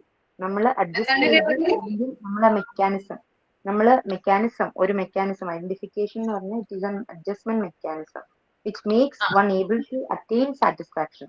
നമുക്ക് വേറൊരാളുടെ സക്സസിൽ നിന്ന് നമുക്ക് സാറ്റിസ്ഫാക്ഷൻ കിട്ടണം from other people's success, groups or organisation. അതിപ്പോ ഒരു പേഴ്സൺ ആവാം, ഒരു ഗ്രൂപ്പ് ആവാം, അല്ലെങ്കിൽ ഒരു ഓർഗനൈസേഷൻ ആവാം. ഇതിൽ നിന്നെല്ലാം നമുക്ക് ഹാപ്പിനെസ് കണ്ടെത്താൻ പറ്റണം. Here worshipping is also a form of identification. Worshipping ചെയ്യുന്നതും ഒരു ഫോം ഓഫ് ഐഡന്റിഫിക്കേഷൻ ആണ്. അതായത് നമുക്ക് ചെയ്യാൻ പറ്റാത്ത ഒരു കാര്യം മറ്റൊരാൾക്ക് ചെയ്യാൻ കഴിയുന്നുണ്ടെങ്കിൽ അയാളുടെ വിജയം നമ്മുടേതാണെന്ന് കരുതി ആശ്വസിക്കുന്നു. അങ്ങനെ ഉണ്ടാവാറില്ലേ? നിങ്ങളൊന്ന് ആലോചിച്ച് നോക്കിയേ. നമ്മുടെ ഫാമിലി മെമ്പേഴ്സിൽ ആർക്കെങ്കിലും ഒരു സക്സസ് ഉണ്ടായി കഴിഞ്ഞാല്, അല്ലെങ്കിൽ നമ്മുടെ ക്ലോസ് വൺസിന് ആർക്കെങ്കിലും ഒരു സക്സസ് ഉണ്ടായി കഴിഞ്ഞാല്, അല്ലെ, നല്ലൊരു മൈൻഡോട് കൂടി നമ്മൾ എന്ത് ചെയ്യാറുണ്ട്? അയാളുടെ സക്സസ് നമ്മളുടെ സക്സസ് ആണെന്ന് കരുതി ആശ്വസിക്കാറുണ്ട്, അല്ലെ? പ്രൗഡ് ആവുകയും ചെയ്യും, അവരെ ഇമിറ്റേറ്റ് ചെയ്യാൻ ശ്രമിക്കുകയും ചെയ്യും. ചിലപ്പോ പാരന്റ്സ് ആവാം, ബ്രദേഴ്സ് ആവാം, അവരുടെ സക്സസിൽ പ്രൗഡായി അവരെ ഇമിറ്റേറ്റ് ചെയ്യാൻ ശ്രമിക്കും. ഇമിറ്റേറ്റ് ചെയ്യാനും ശ്രമിക്കാറുണ്ട്, അനുകരിക്കാനും ശ്രമിക്കാറുണ്ട്, അല്ലെ? ഇപ്പോ സ്പോർട്സ് താരങ്ങൾ, അതുപോലെ തന്നെ സിനിമ മേഖലയിൽ പ്രവർത്തിക്കുന്ന ആളുകള്, ഇങ്ങനെയുള്ള ആളുകളുടെയൊക്കെ സക്സസ് നമ്മുടെ സക്സസ് ആയിട്ട് എടുക്കാറില്ലേ? ക്രിക്കറ്റ് കളിയില് നമ്മള് ഇന്ത്യ വിജയിക്കുമ്പോൾ നമ്മൾ എന്ത് ചെയ്യാറുണ്ട്? സന്തോഷിക്കാറില്ലേ? അതെ, ചെയ്യാറുണ്ട്, അല്ലെ? അതുപോലെ തന്നെ ഏതെങ്കിലും ഫേമസ് ആയിട്ടുള്ള ഒരു ഇപ്പൊ ഫിലിം സ്റ്റാറിന്റെ ഒരു സിനിമ സക്സസ് ആയി കഴിഞ്ഞാല് നമുക്ക് ഭയങ്കര സന്തോഷം തോന്നാറുണ്ട്, അല്ലെ? ഓക്കെ, ഇതൊക്കെ എന്തിന് എക്സാമ്പിൾസ് ആണ്? ഐഡന്റിഫിക്കേഷൻ എക്സാമ്പിൾസ് ആണ് കേട്ടോ. അപ്പൊ ചില മഞ്ജു വാര്യർ ഇപ്പൊ സിനിമയിൽ അഭിനയിക്കുമ്പോ ഇപ്പൊ നമുക്ക് ഭയങ്കര സന്തോഷല്ലേ? ആ അതെ അതെ. ഷിൽജി മഞ്ജു വാര്യർ ഫാനാണോ? ആ യെസ് മാം. ആ അതെ അല്ലേ. Okay okay okay. അവര് ഒരു എന്താ പറയാ ഒരു മോട്ടിവേഷണൽ ക്യാരക്ടർ ആണ്. നല്ല രീതിയിൽ എന്താ പറയാ കുറെ കാര്യങ്ങൾ അവരിൽ നിന്ന് പഠിക്കാനുണ്ട്, ഒരു സ്ത്രീ എന്ന രീതിയിൽ നോക്കുമ്പോൾ, അല്ലെ? ഓക്കെ. അപ്പോ മോഹൻലാലിന് നമുക്ക് ഈ ദാദാ ഫാൽക്കെ അവാർഡ് കിട്ടിയപ്പോ നമ്മൾ വേറെ സ്ഥലത്താണെങ്കിൽ കൂടി എന്താ പറയണ്ടേ, നമുക്കൊരു ഹാപ്പിനെസ്. നമ്മുടെ കേരളയിൽ നിന്ന് ഒരാൾക്കാണ് ദാദാ ഫാൽക്കെ നമ്മുടെ ക്ലോസ് ആയിട്ട് ഒരാൾക്കാണ് അത് കിട്ടിയെന്നുള്ള ഒരു തോന്നൽ നമുക്ക് ഉണ്ടായില്ല. ലോകമെമ്പാടുമുള്ള മലയാളികൾ അല്ലെ സന്തോഷിച്ചിട്ടുണ്ടാവും, അല്ലെ? ആ ഒരു മൊമെന്റ് ഭയങ്കര പ്രൗഡ് മൊമെന്റ് ആയിരുന്നു ആ സമയം. അത് നമ്മുടെ എന്താ പറയാ അടുത്ത് നമ്മുടെ കൂടെ നിൽക്കുന്ന ഒരാൾക്കാണ് അത് കിട്ടിയെന്നുള്ള ഒരു തോന്നലാണ് എല്ലാ മനുഷ്യർക്കും ഉണ്ടായത്. ആരും അതിനകത്ത് അസൂയപ്പെട്ട് കണ്ടില്ല, അല്ലെ? അങ്ങനെ ഒരു ഇതുണ്ടോ? കണ്ടായിരുന്നോ? ഇല്ല, എല്ലാവരും സന്തോഷിക്കുകയാണല്ലേ ചെയ്തത്. അതൊക്കെ ഐഡന്റിഫിക്കേഷൻ എക്സാമ്പിൾ ആണ്. അതുപോലെ തന്നെ ചില വ്യക്തികൾ എന്ന് പറഞ്ഞാല് അതായത് ചിലപ്പോ അസൂയ തോന്നും നമുക്ക്, അല്ലെ? ഇപ്പൊ നമ്മുടെ ഫോർ എക്സാമ്പിൾ പറയുകയാണെങ്കിൽ കൂടെ പഠിച്ചിരുന്ന ഒരു 3-4 ഫ്രണ്ട്സ്, അതിൽ ഒരാൾക്ക് ജോലി കിട്ടിയിരുന്നു വിചാരിക്കാം. അപ്പൊ മറ്റാളുകൾക്ക് സ്വാഭാവികമായിട്ട് വരുന്ന ഒരു നെഗറ്റീവ് തോട്ടാണ്, അയ്യോ അവന് ജോലി കിട്ടിയല്ലോ, എനിക്ക് കിട്ടിയില്ല, അവനേക്കാൾ നന്നായിട്ട് ഞാൻ പഠിച്ചിട്ടുണ്ടായിരുന്നു പക്ഷെ എനിക്ക് കിട്ടിയില്ല, അവന് കിട്ടിയല്ലോ എന്നുള്ളൊരു എന്താ പറയാ ഒരു നെഗറ്റീവ് ആയിട്ടുള്ള ഒരു മൈൻഡ് ചില ആളുകളിൽ ഉണ്ടാകാനുള്ള ചാൻസ് കൂടുതലാണ്.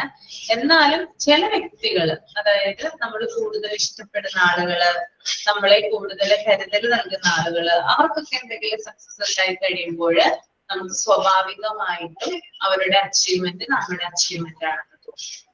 ഏതെങ്കിലും ഇൻസിഡന്റ് ഉണ്ടായിട്ടുണ്ടോ ഇങ്ങനെയുള്ള?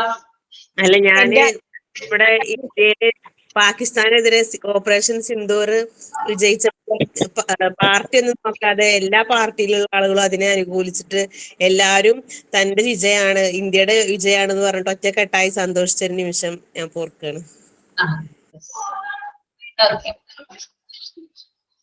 അത് ഐഡന്റിഫിക്കേഷൻ എക്സാമ്പിൾ ആണ് കേട്ടോ. അപ്പൊ മറ്റൊരാളുടെ വിജയം നമ്മുടേതാണെന്ന് കണ്ടെത്തി നമ്മൾ അത് ആശ്വസിക്കുന്നു, കണ്ടെത്തി നമ്മൾ അതിനകത്ത് സന്തോഷിച്ച് നമ്മുടെ മനസ്സിന് ആശ്വാസം നൽകുന്നു. കൂടാതെ നമ്മൾ ഇമിറ്റേറ്റ് ചെയ്യാൻ ശ്രമിക്കുകയും ചെയ്യും. അപ്പൊ ആ ഒരു രീതിയിലുള്ള ഇതാണ്. കുറെ വർഷങ്ങൾക്ക് ശേഷം ഈ 10th പഠിച്ച കുട്ടികളൊക്കെ ഗ്രൂപ്പ് ഉണ്ടാക്കൂലേ? ഇപ്പൊ അടുത്ത് നമ്മൾ അങ്ങനെ ഒരു ഗെറ്റ് ടുഗെദർ നടന്നിരുന്നു. അപ്പൊ അതെ ഒരു ഗ്രൂപ്പ് ക്രിയേറ്റ് ചെയ്യും. അപ്പൊ അതിലുള്ള ഓരോ ആൾക്കാരും എന്തായി എന്നുള്ളത് ആ സമയത്ത് നമ്മൾ അറിയാൻ തുടങ്ങും. അന്നേരം ഒരു പ്രത്യേക പ്രൗഡാണ്. ഒരാൾക്കാർ ഡോക്ടർ ആയിരിക്കും, ചില ആൾക്കാർ വക്കീലായിരിക്കും. നമ്മൾ ഒരുപാട് വർഷങ്ങൾക്ക് ശേഷമായിരിക്കും ഇത് അറിയുന്നത്. അപ്പൊ നമ്മുടെ കൂടെ പഠിച്ച നമ്മൾ ഒത്തിരുന്ന ആൾക്കാരൊക്കെ ഇന്ന പൊസിഷനിലുള്ളത് കേൾക്കുമ്പോൾ ഉണ്ടാവുന്ന ഒരു പ്രൗഡ്, അതൊരു ഐഡന്റിഫിക്കേഷൻ മെക്കാനിസത്തിനുള്ള ഒരു വ്യക്തമായ ഒരു ഉദാഹരണമല്ലേ? അതെ, അപ്പൊ അത്തരത്തിലുള്ള ഒരു ഡിഫൻസ് മെക്കാനിസം ആണ് ഐഡന്റിഫിക്കേഷൻ എന്ന് പറയുന്നത് കേട്ടോ. ഓക്കെ, ക്ലിയർ ആണോ? ഓക്കെ അല്ലേ? നെക്സ്റ്റ് പറയാലോ. ഇതിന് എക്സാമ്പിൾ നിങ്ങൾ കണ്ടെത്തിക്കൊണ്ടുവരണം കേട്ടോ, ഞാൻ പറയുന്നില്ല. ഇന്നലെ 3 തന്നായിരുന്നു. ഇത് നിങ്ങൾ അടുത്ത ക്ലാസ്സിൽ ഫൈൻഡ് ചെയ്ത് കൊണ്ടുവരിക. ഓക്കെ, നെക്സ്റ്റ് വൺ സബ്സ്റ്റിറ്റ്യൂഷൻ ആണ് കേട്ടോ. It is an adjusting mechanism in which the original goals of desires are exchanged by others. എന്താ മനസ്സിലായത്?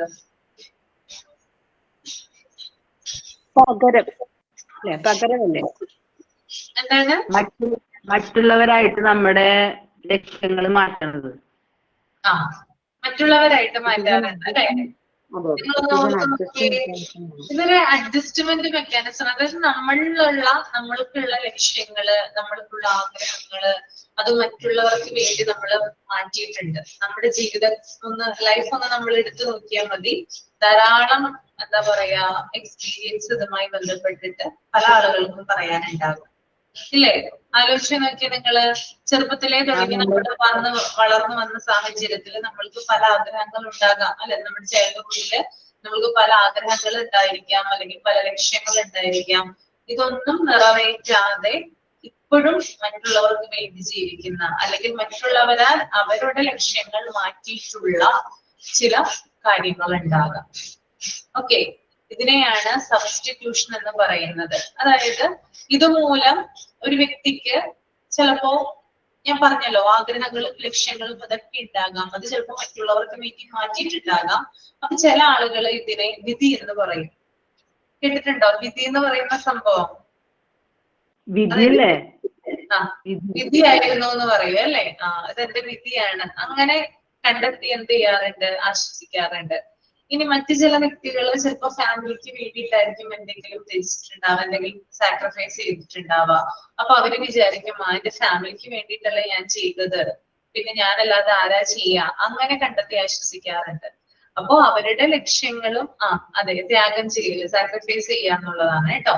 അതായത് നമ്മുടെ ലക്ഷ്യങ്ങള്, നമ്മുടെ ആഗ്രഹങ്ങളും ഒക്കെ മറ്റുള്ളവർക്ക് വേണ്ടിയിട്ട് നമ്മൾ സാക്രിഫൈസ് ചെയ്യുന്നു. ആ സാക്രിഫൈസ് ചെയ്യുന്നതിലൂടെ നമ്മൾക്കൊരു തോന്നലുണ്ടാവും, നമ്മുടെ മനസ്സിനെ ആശ്വസിപ്പിക്കണ്ടേ? കാരണം നമ്മുടെ ലക്ഷ്യത്തിലോ നമ്മുടെ ആഗ്രഹത്തിലോ നമ്മൾ എത്തിയിട്ടില്ല. അപ്പൊ നമ്മുടെ മനസ്സ് സ്വാഭാവികമായിട്ടും സങ്കടപ്പെടാനുള്ള ചാൻസ് കൂടുതലാണ്. അപ്പൊ അതിനെ ആശ്വസിപ്പിക്കുന്നത് എങ്ങനെയാ? അതെന്റെ വിധിയാണ് എന്ന് പറഞ്ഞ് ആശ്വസിപ്പിക്കാം. അല്ലെങ്കിൽ ദൈവത്തിന്റെ നിയോഗം ഇങ്ങനെയാണ്, ദൈവം ഇതാണ് ആഗ്രഹിക്കുന്നത്, അങ്ങനെ പറഞ്ഞ് ആശ്വസിപ്പിക്കാം. അല്ലെങ്കിൽ അവർക്ക് വേണ്ടിയിട്ടല്ല ഞാൻ ഇത് ചെയ്തത്, എന്റെ ഹസ്ബൻഡിന് വേണ്ടിയിട്ടല്ലേ, എന്റെ മക്കൾക്ക് വേണ്ടിയിട്ടല്ലേ ഞാൻ ഇത് ചെയ്തത്, അങ്ങനെയുള്ള തോട്ടുണ്ടാവാം. അപ്പൊ ഇതൊക്കെ എന്താണ്? ഒരു തരത്തിൽ പറഞ്ഞാല് ഈ സബ്സ്റ്റിറ്റ്യൂഷൻ എന്ന് പറയുന്നത് മനസ്സിനെ ആശ്വസിപ്പിക്കുന്നതാണ്. എങ്ങനെ? അതായത് നമ്മുടെ ലക്ഷ്യങ്ങള്, ആഗ്രഹങ്ങളൊക്കെ നിറവേറ്റാതെ വരുമ്പോൾ അതിന് പകരം നമ്മൾ ചില കാര്യങ്ങൾ കണ്ടെത്തും. അതായത് അതിന് ഇതായിട്ട്, അതായത് നമ്മുടെ മൈൻഡിനെ ആശ്വസിപ്പിക്കാൻ വേണ്ടിയിട്ടാണ് അങ്ങനെ പറയുന്നത്, ആ തോട്ട് വരുന്നത് കേട്ടോ. That is substitution. ക്ലിയർ ആണോ? ഈ ഒരു ഘട്ടത്തിലൂടെ കടന്നു പോയിട്ടുള്ളവരുണ്ടോ?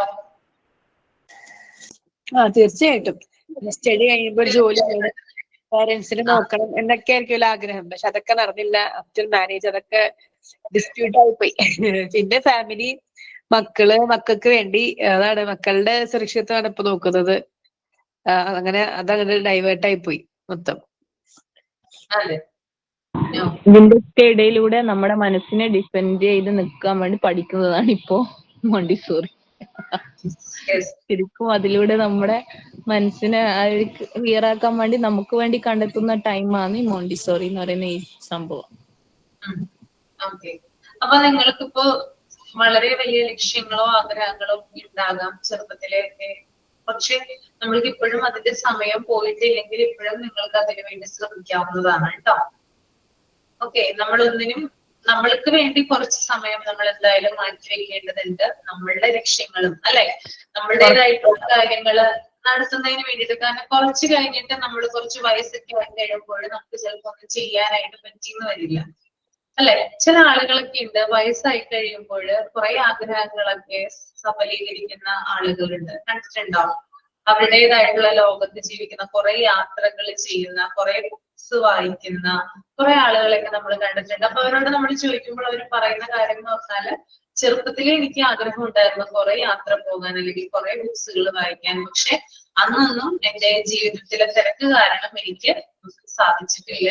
ഇപ്പോഴാണ് എനിക്ക് അതിനുള്ള സമയം കണ്ടെത്തിയത് എന്നുള്ള കാര്യങ്ങളൊക്കെ പറഞ്ഞിട്ടുണ്ടാവും അല്ലെ. അങ്ങനെയുള്ള കാര്യങ്ങളൊക്കെ പറയാം. അപ്പോ നമ്മളുടെ ആഗ്രഹങ്ങൾ, നിങ്ങൾക്ക് എന്താണോ ആഗ്രഹം ഉള്ളത് അല്ലെങ്കിൽ നിങ്ങൾക്ക് എന്താണോ ലക്ഷ്യമുള്ളത്, ചിലപ്പോ നമ്മുടെ ലക്ഷ്യങ്ങളൊക്കെ മാറി മറിയാം അല്ലെ.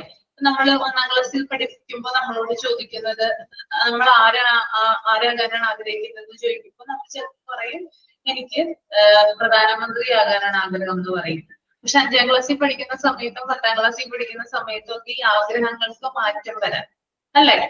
ചിലപ്പോ എന്താ പറയാ, നമ്മുടെ ലക്ഷ്യങ്ങൾ, നമ്മുടെ തോട്ട് പ്രോസസ്സ് മാറാം. അതായത് മാറി മറിയാം ഓരോ ആളുകളാവണം എന്നുള്ളത്. ശരിക്കും പറഞ്ഞാൽ നമ്മുടെ ആ ഒരു 10th ഒക്കെ കഴിഞ്ഞ് +2 കോളേജ് ടൈമിലൊക്കെയാണ് ശരിക്കും പറഞ്ഞാല് നമ്മുടെ തോട്ട് പ്രോസസ്സ് ഡെവലപ്പ് ആവുന്നത്. നമ്മൾക്ക് എന്താവണം, ആരാവാനാണ് ആഗ്രഹം എന്നുള്ളൊരു കാര്യം നമുക്ക് മെച്യൂരിറ്റി എപ്പോഴാണോ വരുന്നത് ആ ഒരു സമയത്താണ് നമുക്ക് ആരാവണം എന്നുള്ളൊരു കാര്യം വരുന്നത്.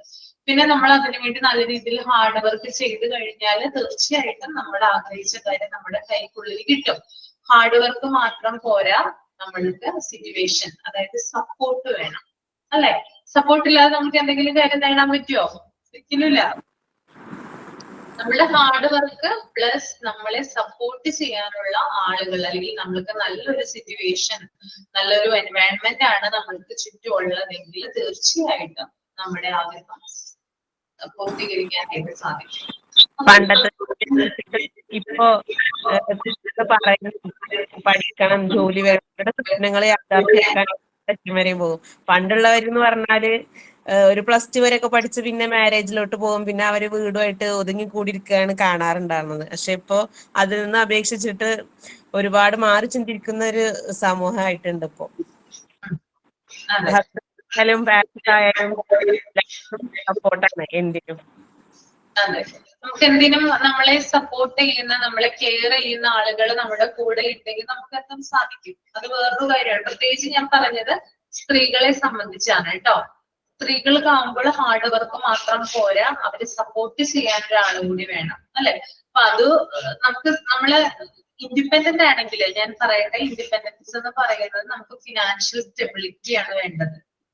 നമ്മള് ഭൂമിയില് ചില ആളുകൾ പറയാറുണ്ട് പണം എന്തിനാണ് നമുക്ക് ചോദിക്കാറുണ്ട്. നമ്മള് മരിച്ചു പോകുമ്പോ നമ്മൊന്നും കൊണ്ടുപോകുന്നില്ലല്ലോ, 6 അടി മണ്ണിൽ നമ്മളെ അതൊക്കെയല്ലേ ചെയ്യുന്നതെന്ന് ചില ആളുകൾ ചോദിക്കാറുണ്ട്. പക്ഷെ പണം എന്ന് പറയുന്നത് നമുക്ക് ഭൂമിയിൽ ജീവിക്കാൻ ആവശ്യമായിട്ടുള്ള ഒന്നാണ്. പണമില്ലാതെ നമുക്ക് ഭൂമിയിൽ ജീവിക്കാൻ പറ്റില്ല അല്ലെ. നമ്മളൊന്നും കൊണ്ടുപോകുന്നില്ല, ഓക്കെ, സമ്മതിച്ചു. പക്ഷെ നമുക്ക് ജീവിക്കാനായിട്ട് പണം ആവശ്യമാണ്. അപ്പോ ഫിനാൻഷ്യൽ സ്റ്റെബിലിറ്റി എന്ന് പറയുന്നത് ഇമ്പോർട്ടന്റ് ആയിട്ടുള്ള ഒരു കാര്യമാണ്. ഒരു സ്ത്രീക്ക് നിവർന്ന് നിൽക്കാൻ അല്ലെങ്കിൽ നേരെ നിൽക്കാൻ, അവളുടേതായിട്ടുള്ള കാര്യങ്ങൾ ചെയ്യാൻ, സ്വതന്ത്രമായിട്ട് ഒരു കാര്യം ചെയ്യാനായിട്ട് എന്ത് വേണം? ഫിനാൻഷ്യൽ സ്റ്റെബിലിറ്റി വേണം അല്ലെ. അതായത് ഒരു ജോലി എന്നുള്ളത് അത്യാവശ്യമായിട്ടുള്ള ഒരു കാര്യമാണ്. ഓക്കെ, അതായത് 2 രീതിയിലാണ്. അതായത് ഒരു നമ്മുടെ മക്കളുള്ള ഒരാള്, നമ്മുടെ മോനോ മോളോ നമ്മളോട് വന്ന് ചോദിക്കുകയാണെങ്കിൽ 10 രൂപ വേണമെന്ന് ചോദിച്ചു കഴിഞ്ഞാല് നമ്മളത് ഹസ്ബൻഡിന്റെ കയ്യിൽ നിന്ന് വാങ്ങിച്ചു കൊടുക്കുന്നതും നമ്മൾ സ്വയം കൊടുക്കുന്നതും തമ്മിൽ വ്യത്യാസമുണ്ട് ഇല്ലേ? ഡിഫറൻസ് തോന്നിയിട്ടുണ്ടോ? എക്സ്പീരിയൻസ് ഉള്ളവരുണ്ടാകും. വ്യത്യാസമുണ്ട്, നല്ല വ്യത്യാസമുണ്ട്. കാരണം നമ്മുടെ കുഞ്ഞ് നമ്മളോട് അത് വന്ന് ചോദിക്കുമ്പോൾ നമ്മുടെ കയ്യിലുണ്ടെങ്കിൽ എന്ത് ചെയ്യാം? നമുക്ക് ആരോടും ചോദിക്കേണ്ട ആവശ്യമില്ല, ആരെയും ബോധ്യപ്പെടുത്തേണ്ട ആവശ്യമില്ല. നമുക്ക് എന്ത് ചെയ്യാം? നമുക്കത് എടുത്തു കൊടുക്കാം. പക്ഷെ നമ്മളത് ഹസ്ബൻഡിന്റെ കയ്യിൽ നിന്ന് വാങ്ങുമ്പോൾ അദ്ദേഹത്തോട് അനുവാദം ചോദിക്കണം. എന്തിനാണ് വേണ്ടത്, എന്തുകൊണ്ടാണ് ആ പൈസ ആവശ്യമെന്ന് ബോധിപ്പിക്കണം, ആർക്കാണ് വേണ്ടതെന്ന് ബോധിപ്പിക്കണം. അങ്ങനെ പല കാര്യങ്ങളും നമ്മൾ ചോദിക്കേണ്ടിയിരിക്കുന്നത് അല്ലെ. അപ്പൊ അത് രണ്ടും തമ്മിലുള്ള വ്യത്യാസങ്ങൾ പോലെ തന്നെയാണ് ഈ ഫിനാൻഷ്യൽ സ്റ്റെബിലിറ്റി എന്ന് പറയുന്നത്. അത് സ്ത്രീകൾക്ക് നിവർന്നു നിൽക്കാനായിട്ട് ആവശ്യമായിട്ടുള്ള ഒരു കാര്യം തന്നെയാണ്. ഓക്കെ, അപ്പോ അതിനു വേണ്ടിയിട്ട് നമ്മളുടെ ആഗ്രഹം, ഇപ്പൊ നമ്മൾക്ക് ഫിനാൻഷ്യലായിട്ട് ഇൻഡിപെൻഡന്റ് ആവാനായിരിക്കാം, അല്ലെങ്കിൽ നമ്മുടെ മറ്റു പല ആഗ്രഹങ്ങളും ലക്ഷ്യങ്ങളും ഉണ്ടാവാം. ഇതൊക്കെ സബലീകരിക്കുന്നതിന് വേണ്ടിയിട്ട് നമ്മൾക്ക് നമ്മുടേതായിട്ടുള്ള ടൈം വേണം. നമ്മൾ കുറച്ച് സമയം നമ്മുടേതായിട്ട് മാറ്റിവെക്കാനായിട്ട് ശ്രമിക്കുകയും വേണം. ഓക്കെ, ക്ലിയർ ആണോ? ഓക്കെ അല്ലേ? ഓക്കെ, അപ്പൊ ഞാനത് എല്ലാ ക്ലാസ്സുകളിലും പറയാറുണ്ട്. നമ്മള് കുറച്ച് സമയം നിങ്ങൾക്ക് വേണ്ടി മാറ്റിവെക്കുക കേട്ടോ. അതെന്ത് കാര്യങ്ങൾ ചെയ്യാനാവട്ടെ നിങ്ങളുടേതായിട്ട് നിങ്ങൾക്ക് തോന്നണം. അതായത് കുറെ കാലം കഴിഞ്ഞിട്ട് ഞാൻ ഒന്നും ചെയ്തില്ലല്ലോ എന്നുള്ളൊരു തോന്നല് നിങ്ങൾക്ക് ഒരിക്കലും ഉണ്ടാവരുത്. ആ ഒരു തോന്നൽ ഉണ്ടാവാതിരിക്കാൻ വേണ്ടിയിട്ടാണ് ഞാൻ പറയുന്നത്. കുറച്ച് സമയം നിങ്ങൾക്ക് വേണ്ടി മാറ്റിവെക്കുക. ഹസ്ബൻഡിന്റെ കാര്യം നോക്കണം, മക്കളുടെ കാര്യം നോക്കണം, എല്ലാവരുടെയും കാര്യങ്ങൾ നമ്മൾ നോക്കണം. അതിന്റെ കൂടെ അതൊക്കെ നമ്മളുടെ അവരാണ് അല്ലെ, നമ്മുടെ കുടുംബമാണ്. അത് ഏറ്റവും ഇമ്പോർട്ടന്റ് ആയിട്ടുള്ള ഒരു ഘടകം തന്നെയാണ്. അവരുടെ കാര്യം നമ്മൾ നോക്കണം. ബാക്കി വരുന്ന സമയം 24 മണിക്കൂറിൽ ആ സമയം കഴിഞ്ഞ് ബാക്കി വരുന്ന സമയം, അത് 1 മണിക്കൂർ ആവട്ടെ, അരമണിക്കൂർ ആവട്ടെ, 2 മണിക്കൂർ ആവട്ടെ, 3 മണിക്കൂർ ആവട്ടെ, ആ ഒരു സമയം നമ്മൾക്ക് വേണ്ടിയിട്ട് മാറ്റിവെക്കാനായിട്ട് പ്രത്യേകം ശ്രദ്ധിക്കുക. ആ സമയത്ത് നിങ്ങൾ നിങ്ങളുടേതായിട്ടുള്ള കാര്യങ്ങൾ മാത്രം ചെയ്യുക. ഓക്കെ, കുറച്ച് നാൾ അങ്ങനെ ചെയ്ത് അതിനകത്ത് നിങ്ങൾക്ക് അച്ചീവ് ചെയ്യാനായിട്ട് സാധിക്കും കേട്ടോ. ഏതൊരു കാര്യമാകട്ടെ, ഏതാണ് കാര്യം ഞാൻ പറയുന്നില്ല, നിങ്ങൾക്ക് ഇഷ്ടപ്പെട്ട കാര്യം. ഓക്കെ, അതൊന്നും ഓർമ്മയിൽ ഉണ്ടാകണം കേട്ടോ. ഓക്കെ, നെക്സ്റ്റ് വൺ എന്ന് പറയുന്നത് സപ്ലിമേഷൻ ആണ് കേട്ടോ.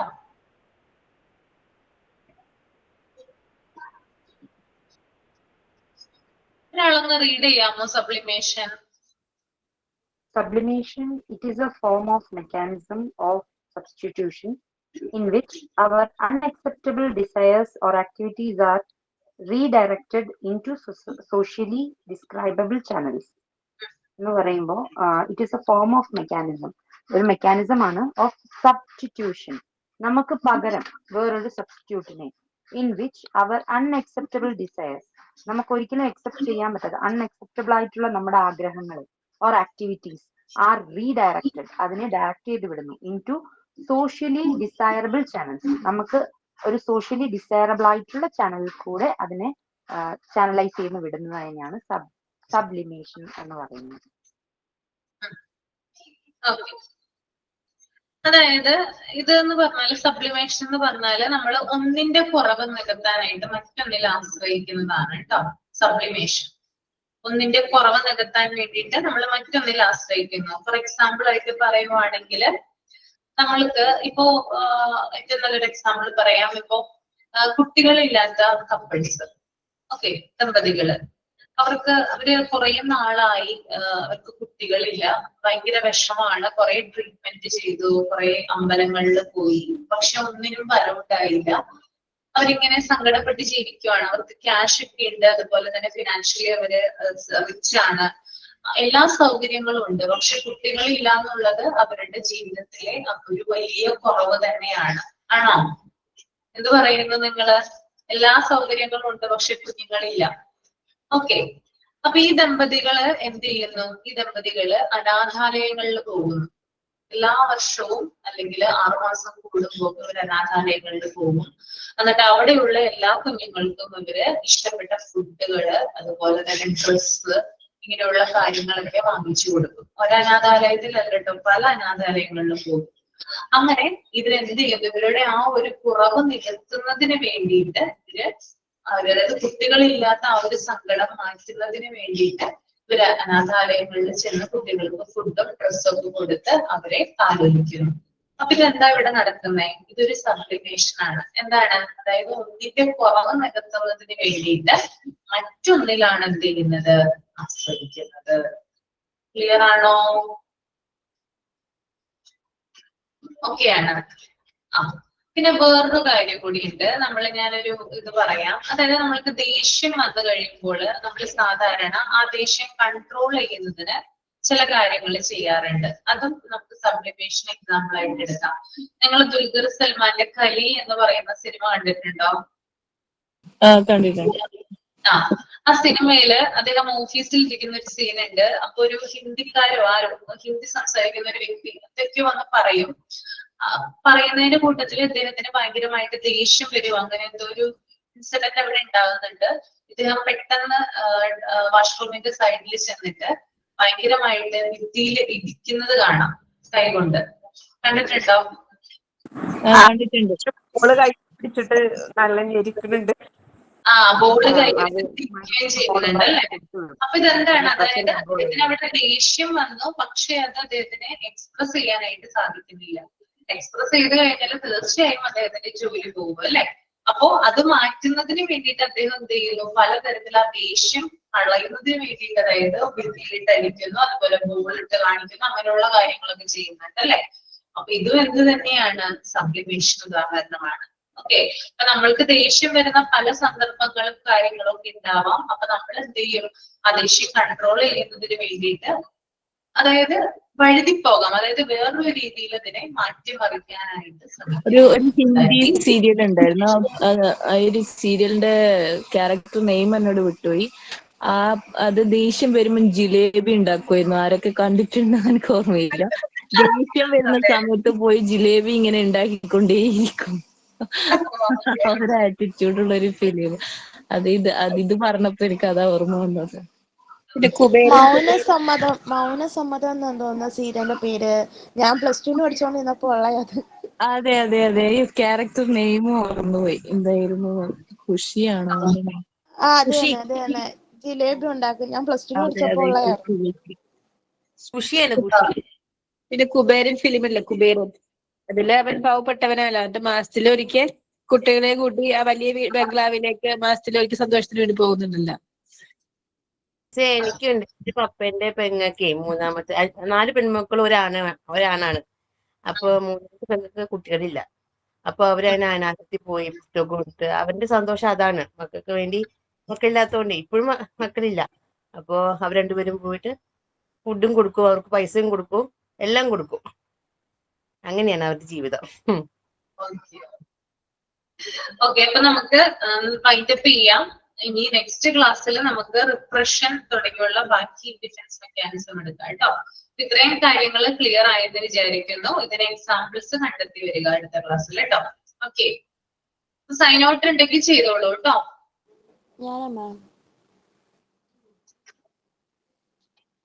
Hello,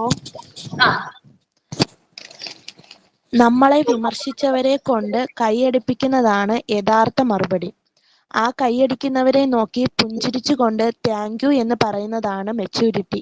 sign off Jofi John. Okay, അപ്പൊ thank you so much. Next ക്ലാസ്സിൽ കാണാം. Okay, bye. Thank U.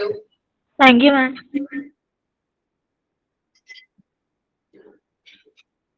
Example എഴുതാൻ പറഞ്ഞില്ലേ?